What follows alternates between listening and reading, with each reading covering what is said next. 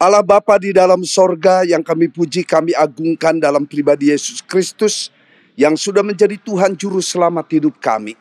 Kami bersyukur untuk berkat pertolongan yang Kau anugerahkan, waktu dan kesempatan di mana kami kembali diizinkan oleh Tuhan masuk di dalam ibadah pada awal bulan November ini. Terima kasih untuk minggu berganti minggu, bulan lepas bulan, tak terasa Tuhan kami sampai kepada penghujung di tahun 2021 ini. Dan kami menghadapi akhir bulan pada bulan Desember yang akan datang. Namun Engkau izinkan kami memasuki segala kegiatan pada bulan November ini. Terima kasih Bapa, hamba menyerahkan ibadah kami hari ini dalam tangan pimpinan-Mu dari awal pertengahan sampai kepada akhirnya. Demi nama Tuhan Yesus kami sudah berdoa dan mengucapkan syukur. Ibadah kami pada hari ini jadi dalam nama Allah Bapa, Tuhan Yesus Kristus dan Roh Kudus. Amin. Puji Tuhan. Sebab Tuhan kita, Dia adalah Allah yang maha besar. Haleluya.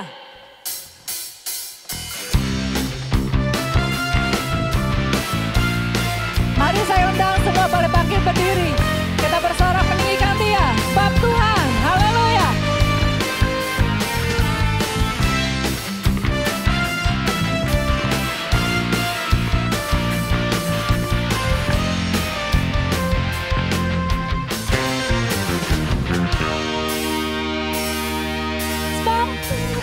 Maha besar dan sangat terpuji, Dia lebih dahsyat dari segala alam.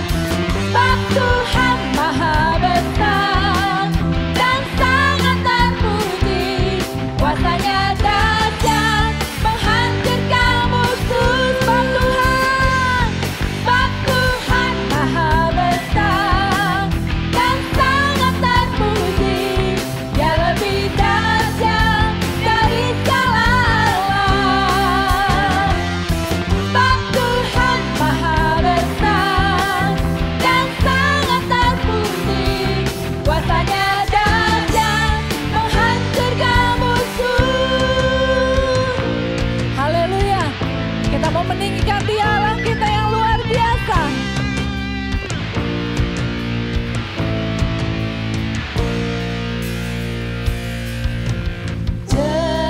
Ceritakanlah kemuliaannya di antara segala bangsa, dan perbuatannya yang sungguh ajaib di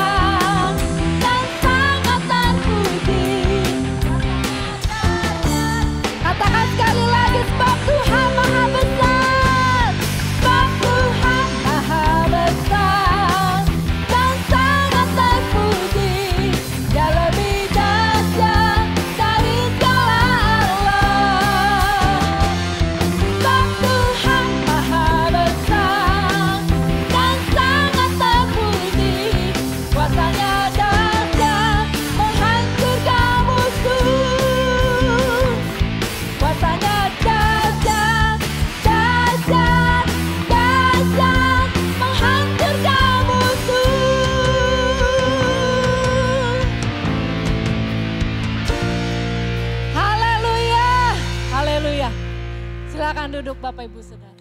Dia adalah Allah yang sungguh layak menerima segala pujian kita. Dia adalah Allah kita yang sungguh mulia. Dia adalah Allah yang sungguh mengerti isi hati kita. Mari kita senantiasa belajar untuk menyembah Dia, mengagungkan Dia. Allah kita yang sungguh luar biasa. Kita mengucap syukur memiliki Allah yang sungguh luar biasa, yang sungguh mengenal isi hati kita. Apapun keberadaan kita saat ini, Dia sungguh mengerti. Haleluya Yesus, terima kasih Tuhan. Kalau Engkau senantiasa ada di dalam kehidupan kami Tuhan. Haleluya Yesus. Bersamaku di setiap musim hidupku, tak pernah ku ragukan ku sendiri.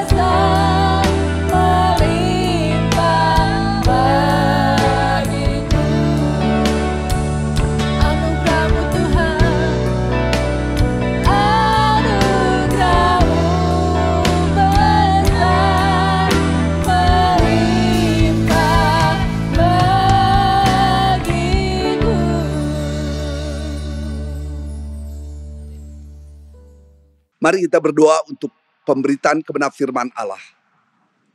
Allah Bapa di dalam sorga, tiba saatnya kami akan masuk di dalam ibadah pemberitaan kebenaran firman Allah dari atas mimbar ini. Hamba mohon dengan kerendahan hati dalam segala persiapan yang boleh hamba lakukan. Engkau yang sudah bersabda kepada hamba-Mu lebih dahulu, sekarang hamba akan sampaikan kepada umat-Mu Tuhan.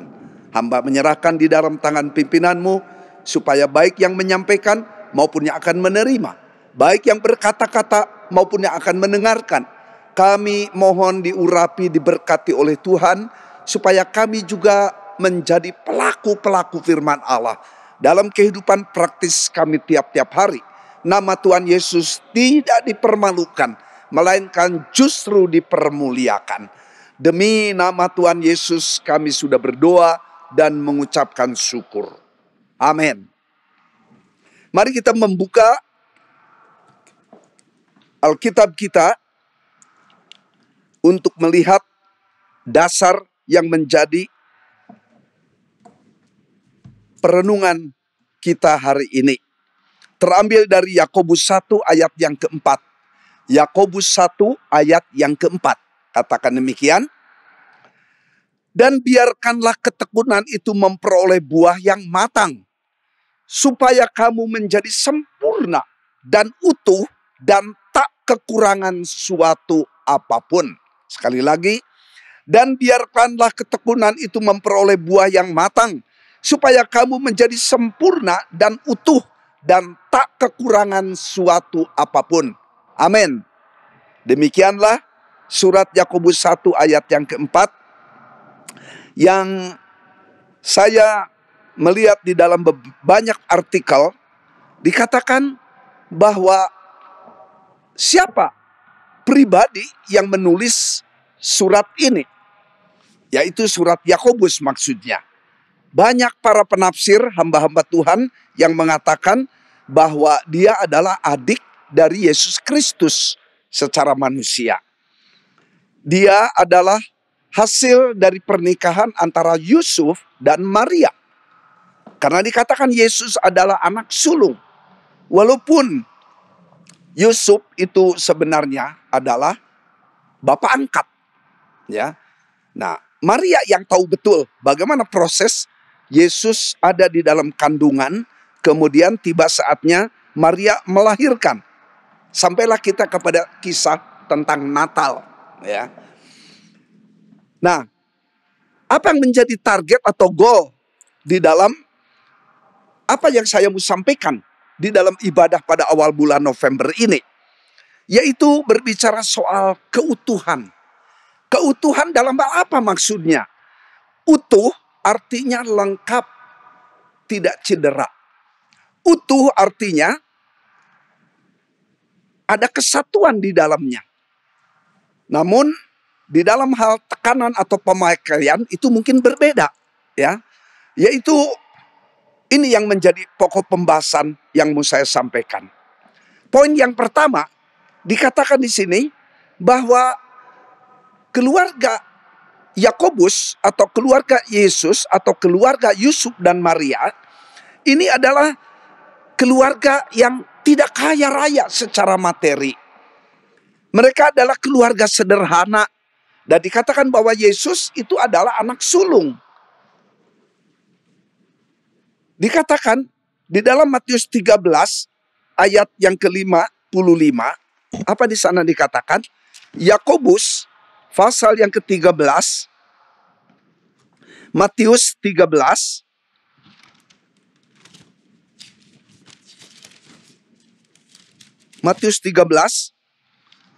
ayat yang ke-55. Bukankah ia ini anak tukang kayu? Bukankah ibunya bernama Maria dan saudara-saudaranya Yakobus, Yusuf, Simon dan Yudas dan seterusnya, ya. Ada adiknya Yesus itu yang perempuan tapi tidak disebutkan. Nah, itu budaya Yahudi itu menganggap bahwa hak perempuan sama dengan hak anak. Itu tidak dimasukkan di dalam hitungan itu. Tapi ada beberapa adik Yesus itu disebutkan. Itu hasil pernikahan cinta kasih Yusuf dengan Maria. Lahirlah beberapa anak lagi. Nah saudara-saudara, demikian juga di dalam Markus pasal yang ke-6 ayat 3. Markus 6 ayat yang ketiga katakan demikian. Markus 6 ayat yang ketiga. Bukankah ia ini tukang kayu, anak Maria, saudara Yakobus, Yoses, Yudas, dan Simon? Dan bukankah saudara-saudara yang perempuan ada bersama kita? Lalu mereka kecewa dan menolak dia. Jadi Markus itu lebih lengkap, menyebutkan ada anak perempuan katanya. Ya, oleh karena itu saudara-saudara, bagaimana kemudian bahwa Yusuf dan Maria ini dalam kehidupan sehari-hari merupakan keluarga yang sederhana. Mereka harus berjuang di dalam mempertahankan hidup secara ekonomi, secara sosial, dan rohani di tengah-tengah keadaan terjajah bangsa Rom atau Romawi. Karena kita tahu bahwa Palestina itu merupakan salah satu daerah koloni dari kekaisaran pemerintahan Romawi. Maaf. Nah, kita sebagai umat Allah di dalam Kristus, kita juga berjuang memelihara kehidupan rohani. Tetapi di sisi yang lain, kita juga harus bertumbuh di dalam kehidupan sehari-hari. Masa kita akan begitu-begitu saja? Kita juga rindu ada kemajuan-kemajuan dalam hidup ekonomi, tetapi juga secara rohani ada pertumbuhan iman percaya kita. Nah, oleh karena itu saudara-saudara, kita ada di tengah-tengah situasi yang sulit, yang tidak gampang. Ya, saya tidak mau cerita tentang kepahitan, kegoncangan yang terjadi dalam realita hidup yang terjadi sekarang ini. Tapi kisah tentang Yesus Kristus dengan keluarga Yusuf dan Maria itu tidak jauh berbeda. Mereka juga dalam penderitaan, di dalam perjuangan hidup yang tidak mudah seperti kita dewasa ini. Nah, itu poin yang pertama. Poin yang kedua yaitu tentang figur keluarga. Realita yang dialami keluarga tersebut di atas memerlukan perjuangan yang tidak mudah, sehingga pribadi Yesus dalam kemanusiaannya yang sejati tetap memerlukan satu relasi harmonis. Setiap hari ia harus mencari tempat yang tenang. Untuk apa? Supaya Yesus Kristus bisa membina hubungan pribadi yang harmonis dengan Allah Bapa di sorga. Maka jatuh pilihannya yaitu Taman Getsemani.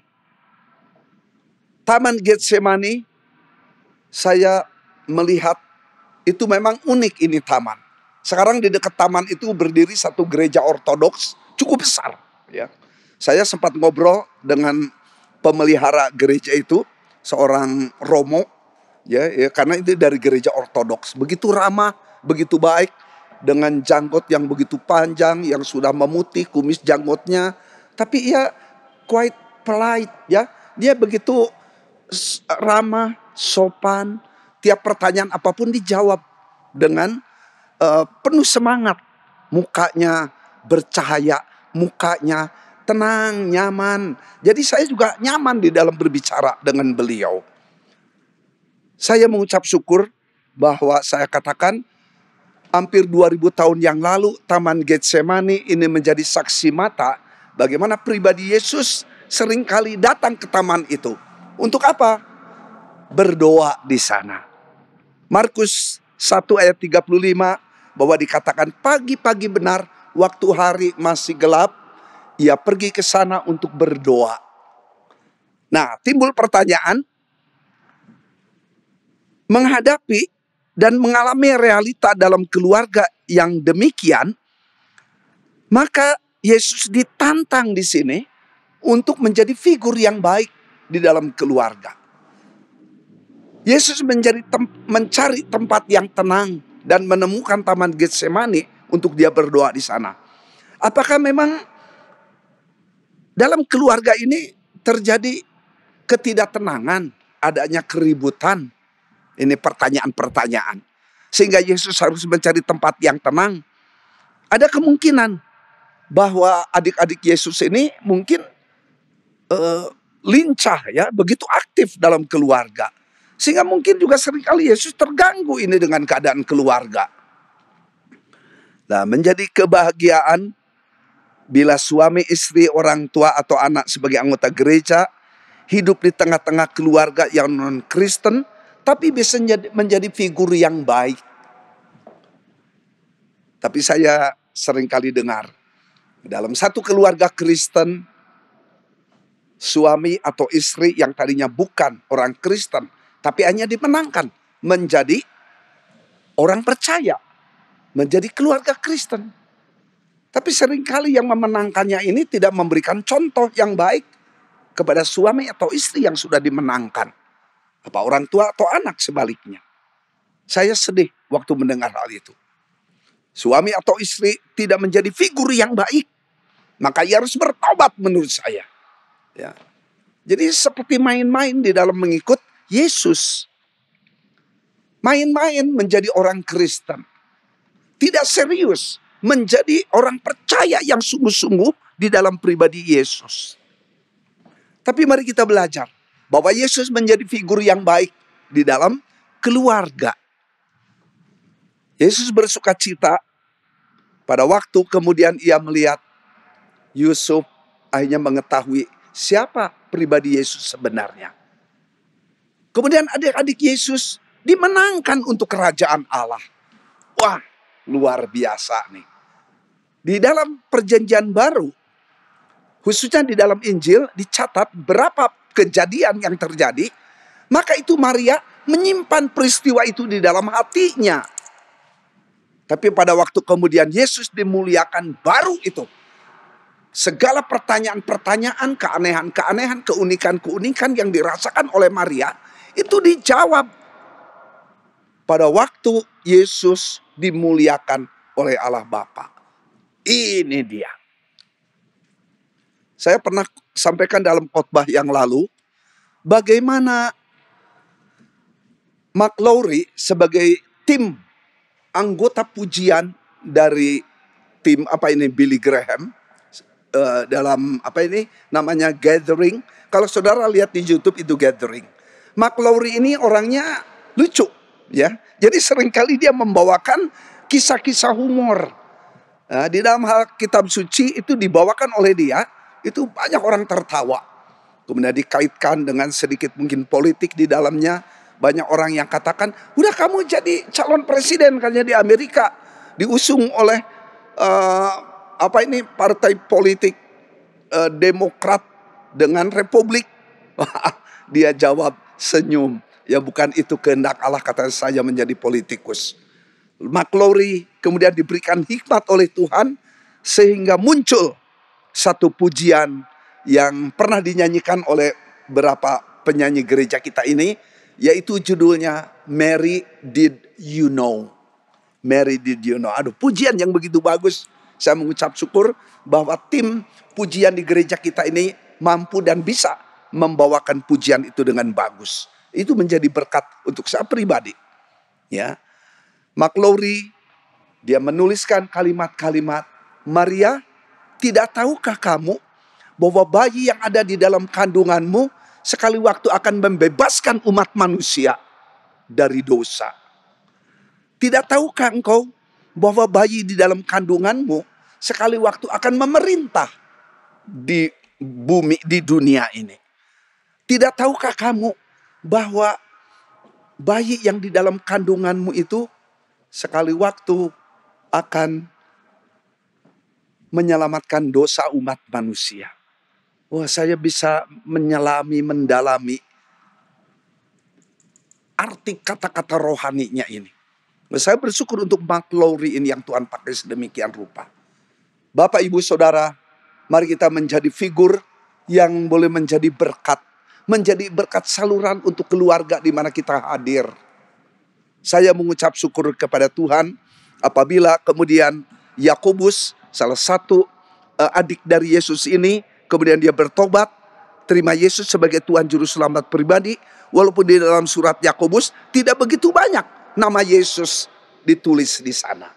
Tapi saya bersyukur bahwa Yakobus memberikan kesaksian bahwa di dalam hidup sebagai orang percaya, kita ini harus tekun di dalam perjuangan iman percaya kita ini. Kita jangan gampang menyerah. Jangan kita terbawa arus oleh pergaulan dunia yang menyesatkan. Melainkan mari kita jaga keutuhan rumah tangga kita ini. Saudara-saudara, oleh karena itu poin yang ketiga ini berbicara soal keutuhan hidup. Disinilah letak seni hidup di dalam iman kepada Tuhan Yesus Kristus. Hal apa ini? Keutuhan antara penderitaan dan berkat yang akan kita terima. Antara perjuangan, tetapi dengan kedamaian. Mama mertua saya, Mama Ripka, sekarang sudah usia 92 tahun. Mau masuk ke usia 93. Oh, ini tidak gampang. Ya, dalam 2 Korintus, dengan usia bertambah kekuatan berkurang. Berapa banyak kali dia udah ada kerinduan ingin pulang ke rumah Bapa di sorga. Tapi saya katakan, Ma, sabar. Kalau Mama masih diberikan nafas, kalau Mama masih diberikan kekuatan, kalau Mama masih ada di antara kami keluarga untuk menjadi figur yang baik, menjadi berkat bagi kami. Dan kalau saya berdoa dengan dia sama-sama, maka dia juga berdoa, saudara, secara pribadi. Ia menghadapi kematian dengan mata terpentang kalau tiba saatnya nanti. Wah, saya kagum betul-betul. Bagaimana ia hidup belajar dekat dengan hadirat Allah. Kematian tidak menakutkan. Kematian tidak membuat ia ngeri menghadapinya. Tapi kematian ia akan hadapi dengan mata terpentang istilahnya. Karena apa? Dia akan dipindahkan dari dunia ini ke dalam kehidupan yang penuh dengan kedamaian, sukacita, kebahagiaan. Itu yang Tuhan sediakan bagi orang-orang percaya segala abad, segala zaman. Saya mau ucap syukur kepada Tuhan punya orang tua yang boleh menjadi saluran berkat bagi kami. Putra putri, mantu, cucu, buyut, dekat maupun jauh. Pernah kami sekeluarga mengadakan persekutuan. Maka kemudian kepada cucu-cucu mama mertua saya yang ada di Jerman, yang ada di Amerika, yang ada di Australia, itu ikut gabung. Ya. Tapi puji Tuhan, kita bisa kontak-kontak satu kepada yang lain. Yang satu ada di Bandung, satu ada di Jakarta. Kemudian yang berikutnya ada di Malang. Saya mengucap syukur kepada Tuhan untuk teknologi yang tinggi sekarang. Jarak yang begitu jauh di dunia ini tidak menjadikan kami jauh satu kepada yang lain. Tapi kami merasa dekat satu kepada yang lain. Puji Tuhan. Oleh karena itu keutuhan hidup antara derita dengan kemuliaan ini dekat. Merupakan satu keseimbangan. Antara berkat dan kutuk di dalam kitab Ulangan 28. Antara penderitaan dengan kemuliaan yang Allah siapkan bagi kita. Saudara-saudara, disinilah letak hidup beriman kepada Tuhan Yesus. Ada janji, ada juang. Ada keutuhan yang terjadi. Dan Yesus waktu dia sebagai manusia hadir dalam dunia ini, sudah memberikan contoh bahwa ia juga sebagai manusia sejati tidak lepas dengan penderitaan. Tapi satu hari Allah Bapa mengangkat dia, memuliakan dia. Puji Tuhan. Saudara-saudara, Yesus lepas dari derita. Bapak, ibu, saudara sekalian pernah mengalami duka, tapi bagaimana Tuhan memberikan penghiburan. Kita pernah mengalami kelemahan, tapi bagaimana Tuhan memberikan kesehatan, kesembuhan, pemulihan. Jadi saya salut sekali kepada saudara-saudara seiman yang mengalami sakit, tapi bertahan di dalam sakitnya. Tidak menyerah. Tidak menuduh bahwa Allah tidak memperlakukan dia secara tidak adil. Tidak. Dijauhkan pikiran-pikiran itu. Dijauhkan kalimat-kalimat negatif itu. Tetapi ia tetap belajar bersyukur kehadirat Allah. Seperti yang dialami oleh putra kami almarhum. Kami keluarga belajar tetap bersyukur kehadirat Allah. Karena berapa banyak orang yang disable, orang yang cacat, kemudian seperti dibuang oleh keluarga. Kami suami istri juga Yonatan pernah melihat ada satu anak dari keluarga yang sebenarnya kaya. Tetapi papa mamanya ini seperti tidak care dengan dia. Ya biarkan ngengsrot di bawah. Ya, situasinya dialami seperti Yonatan almarhum. Tetapi beda, di mana letak bedanya? Kami tetap mengasihi menyayangi anak kami. Karena kalau tidak mengasihi menyayangi, kalau bukan orang tuanya, saudaranya, siapa lagi? Mengharapkan ke orang lain, lah keluarganya sendiri juga sikapnya cuek begitu, acuh tak acuh. Tidak. Kami menunjukkan sikap care kepada putra kami, saudara kami. Oleh karena itu menjadi penghiburan untuk kami bagaimana anak ini kemudian ia tahu bersyukur, ia tahu berterima kasih kepada Tuhan. Puji Tuhan. Saya belum dapat kabar ini anak yang aduh kasihan ini. Cuman bedanya ini anak memang double disable-nya itu ya. Double penderitaan. Sudah fisiknya memang begitu, juga IQ-nya beda. Kalau Yonatan hanya fisiknya dia. Tetapi IQ-nya baik dia. Tidak jauh beda dengan anak-anak lain. Puji Tuhan.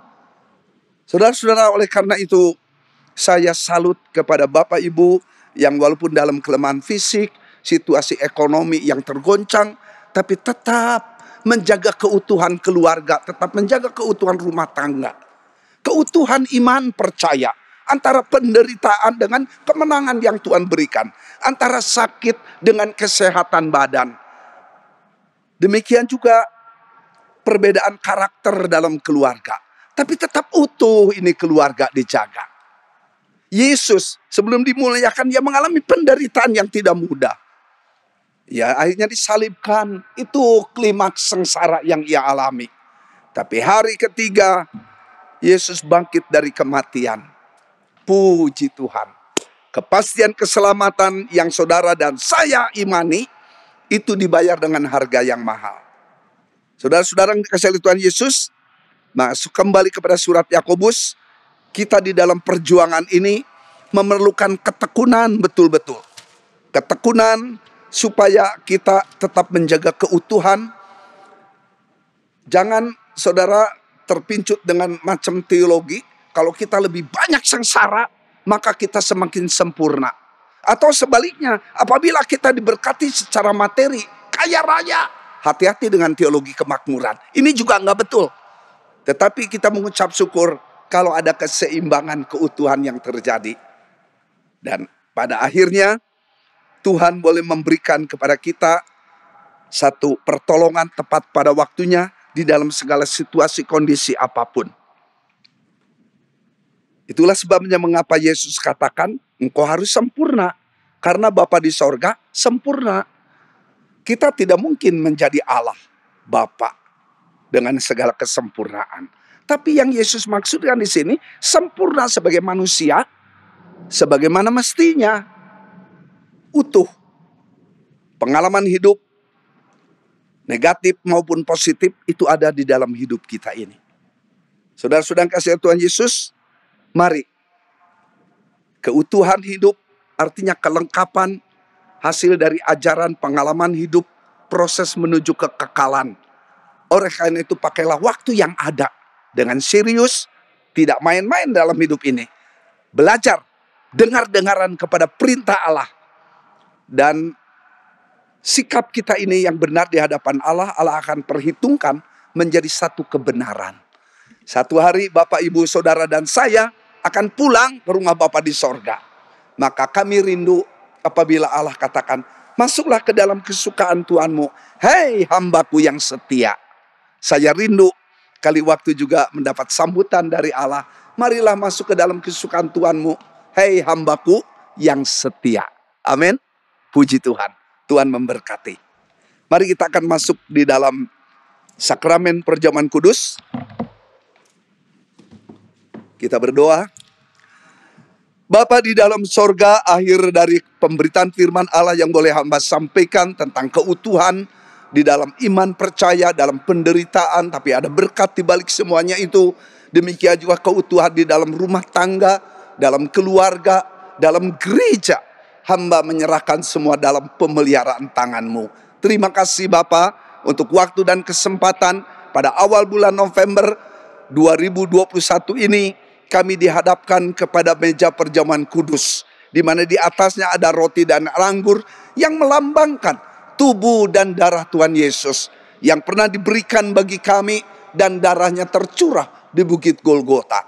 Dalam nama Tuhan Yesus, Engkau yang boleh menguduskan roti dan anggur. Biarlah ini menjadi satu hal simbolis bagi kami, mengingat bahwa kepastian keselamatan yang kami imani sudah dibayar dengan harga yang mahal, yaitu taruhan nyawa Tuhan Yesus di kayu salib. Demi nama Tuhan Yesus kami sudah berdoa dan mengucapkan syukur. Amin. Mari kita siapkan roti dan anggur yang sudah Bapak Ibu siapkan di rumah. Puji Tuhan. Ya. Dibuka dulu itunya, penutupnya. Ambil rotinya. Ya. Saya bacakan dulu nats yang mendasari perjamuan kudus. Karena itu saudara-saudaraku yang kekasih, jauhilah penyembahan berhala. Aku berbicara kepadamu sebagai orang-orang yang bijaksana. Pertimbangkanlah sendiri apa yang aku katakan. Bukankah cawan pengucapan syukur yang atasnya kita ucapkan syukur adalah persekutuan dengan darah Kristus? Amin. Bukankah roti yang kita pecah-pecahkan adalah persekutuan dengan tubuh Kristus? Amin. Karena roti adalah satu, maka kita sekalipun banyak adalah satu tubuh. Karena kita semua mendapat bagian dalam roti yang satu itu. Amin. Mari kita tundukkan kepala, kita berdoa. Allah Bapa di dalam sorga, sebelum kami menikmati roti dan air anggur ini, kami mohon pengudusan Tuhan turun atas kami. Atas kata-kata yang kami ucapkan yang menyinggung satu kepada yang lain. Antara relasi suami dan istri, orang tua dan anak, saudara bersaudara. Demikian juga untuk kami yang bekerja, yang berusaha dagang, yang bergaul dengan warga masyarakat lain. Demikian juga di dalam keluarga. Demikian juga di dalam pelayanan di gereja. Hamba mohon ampun segala kesalahan, segala pelanggaran yang kami lakukan, supaya kami menerima perjamuan kudus pada hari ini tidak menjadi batu sandungan atau menjadi syak, melainkan justru menjadi berkat bagi kami. Karena kami diingatkan kepada penderitaan dan kematian Tuhan Yesus. Terima kasih Bapak, hamba percaya Tuhan yang memperbarui sikap hidup kami, supaya hidup kami boleh tetap dipeliharakan oleh Allah dalam keluarga, dalam rumah tangga, di dalam gereja, dalam masyarakat, dalam kehidupan berbangsa bernegara. Dalam nama Tuhan Yesus kami sudah berdoa dan mengucapkan syukur. Mari kita angkat roti di tangan kanan kita. Dan ketika mereka makan, Yesus mengambil roti, mengucap berkat, memecah-mecahkannya lalu memberikannya kepada murid-muridnya dan berkata, ambillah, makanlah, inilah tubuhku. Mari kita makan bersama. Dalam nama Tuhan Yesus.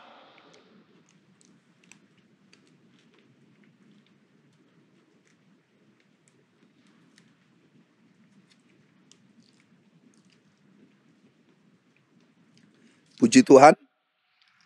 Ya, siap dibuka penutup cangkir plastik yang ada di tangan kita. Siap? Mari kita angkat.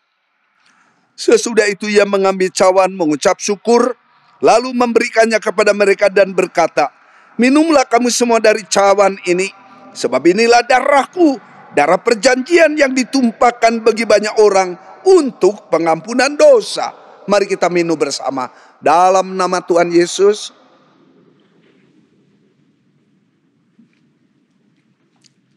Puji Tuhan, puji Tuhan.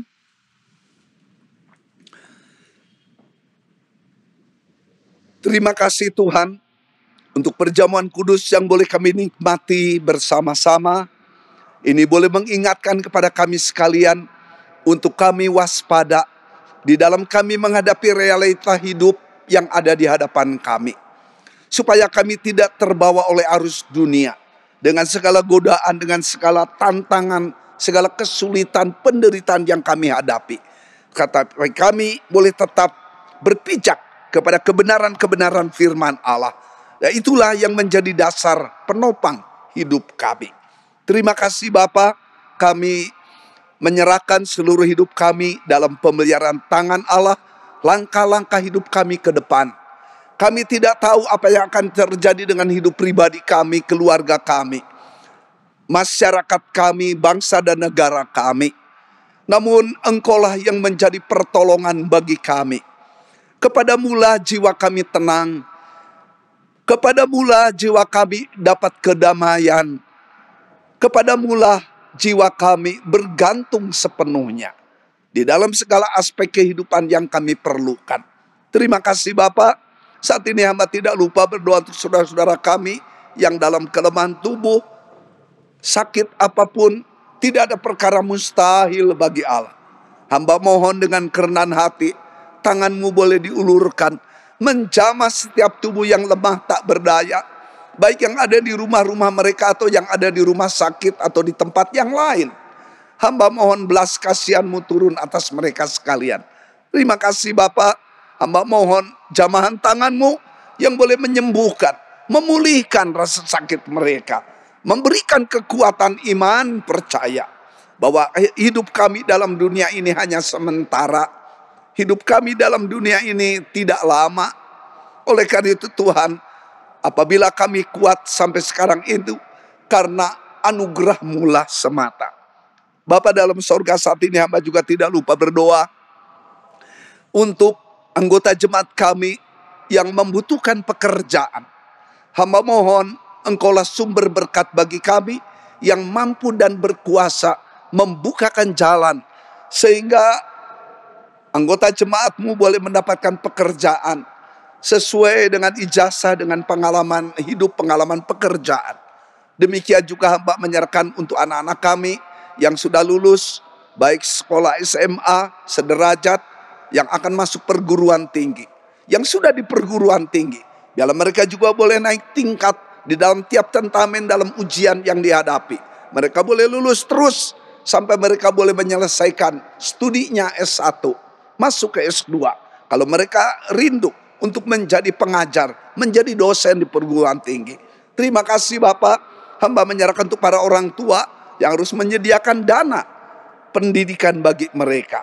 Atau kalau anak-anak pintar, siapa tahu Tuhan bukakan jalan untuk dapat scholarship, dapat beasiswa dari alma mater. Puji Tuhan apabila itu terjadi. Terima kasih Bapak. Terima kasih Yesus. Hamba juga tidak lupa Tuhan berdoa untuk segenap gereja-gereja. Hamba percaya Tuhan juga yang menolong untuk sinode-sinode, para majelis pusat, mulai mempertimbangkan, memutuskan kembali membuka gerejanya untuk ibadah-ibadah, untuk kebaktian-kebaktian, untuk misa dan seterusnya. Terima kasih Bapak, jemaat-Mu diizinkan oleh Tuhan mengalami kegoncangan dengan terjadinya pandemik yang hampir 2 tahun ini Tuhan. Namun hamba percaya Tuhan ikut campur tangan dalam segala perkara. Hamba bersyukur untuk anggota jemaat yang boleh kuat imannya menghadapi kenyataan yang terjadi. Demikian juga mereka yang takut, khawatir, gelisah, bimbang. Dalam nama Tuhan Yesus, Tuhan yang menjamah dan memberanikan untuk mereka melangkah menuju ke rumah Tuhan. Hamba percaya Tuhan yang menolong dalam hal ini. Tuhan yang mengembalikan segenap anggota jemaat kembali ke gereja untuk hadir dalam ibadah-ibadah, melayani pekerjaan Tuhan seperti yang sudah Engkau percayakan kepada kami. Terima kasih Bapa untuk pemulihan yang boleh terjadi di Indonesia, sehingga Indonesia mendapatkan pengakuan pujian dari negara-negara lain. Hamba bersyukur untuk semuanya itu Tuhan. Hamba percaya Tuhan yang ikut campur tangan. Terima kasih Bapa. Hamba menyerahkan juga untuk Majelis Pusat GGP seluruh Indonesia. Hamba mohon berkat-Mu turun kepada pendeta Dikiyo yang mendapat kepercayaan Tuhan untuk meneruskan periode kepemimpinan setelah Pendeta Dr. Willy Mamusung. Hamba percaya Tuhan yang akan menolong hambamu yang baru menjabat ketum ini. Segala program-programnya yang dibuat secara bersama-sama, biarlah GGP mendapatkan kemajuan demi kemajuan selama 5 tahun yang akan datang ini. Mengandalkan kekuatan sendiri lemah, tak berdaya, pasti ada kegagalan. Namun kami tetap melihat kepada Allah yang mampu dan berkuasa menolong. Demikian juga sumber-sumber dana yang kami perlukan. Demikian juga di dalam relasi, komunikasi dengan badan-badan misi yang ada di luar negeri. Biarlah itu boleh terjalin dengan baik. Terima kasih Bapak, hamba menyerahkan untuk pengurus majelis pusat, pembina, pengawas keuangan, demikian juga untuk bagian-bagian yang lainnya. Hamba percaya Tuhan yang memberkatinya. Terima kasih Bapak untuk bangsa dan negara kami yang dipimpin oleh hambamu Presiden Jokowi, yang mengalami kemajuan-kemajuan, pembangunan demi pembangunan, infrastruktur maupun yang lainnya. Hamba menyerahkan untuk TNI Polri yang boleh mengamankan bangsa dan negara kami. Terima kasih Bapak, di dalam nama Tuhan Yesus kami sudah berdoa dan mengucapkan syukur kepada Tuhan.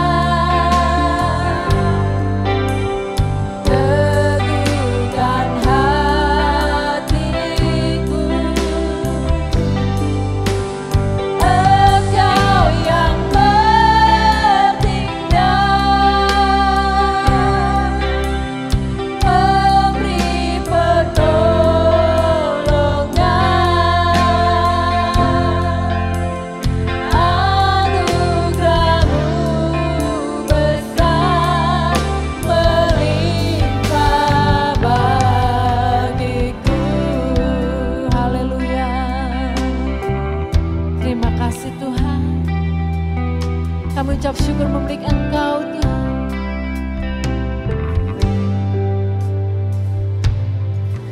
Engkau ada bersamaku di setiap musim hidupku. Tak pernah Kau biarkan